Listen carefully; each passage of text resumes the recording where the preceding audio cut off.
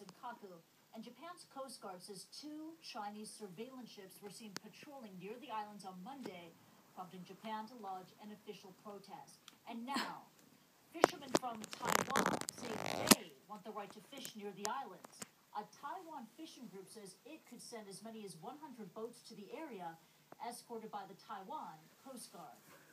Earlier this month, Japan had announced that it was like China doesn't have enough of their own land. And that touched a raw nerve with China. CNN's Alex Zolbert reports.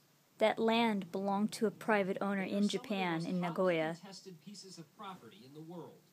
Disputed islands called the Sengakus by Japan and the Diaoyu by China. And the Japanese government's purchase of the remote property has touched off a firestorm, igniting widespread protests in China and heightening tensions between 2 of the world's largest economies. And it's here in a small office in the middle of Tokyo that we meet Hiroyuki Kurihara. It was his family who sold the disputed land earlier this month. We're talking about mainland China, North and South Korea, and then Japan, Okinawa, Taiwan, and then show me where the Senkaku? Senkaku Island, this year. What is your reaction to what you've seen with the protests in mainland China?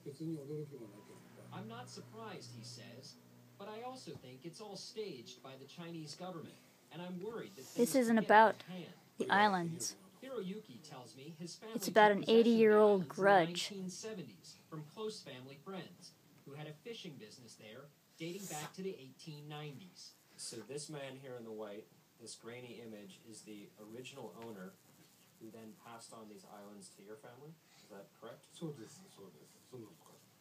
These photos Hiroyuki took himself in the 1970s. He says his family decided to sell because his brother is getting older, and they were worried the Japanese government was maneuvering to claim the land for itself. This is where we built a monument, he tells me. When you see the protests in China and people talking about going to war over these islands and that possibility, what do you think?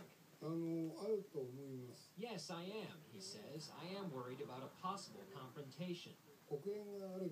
He says an international body like the United Nations needs to step in to try to resolve the issue.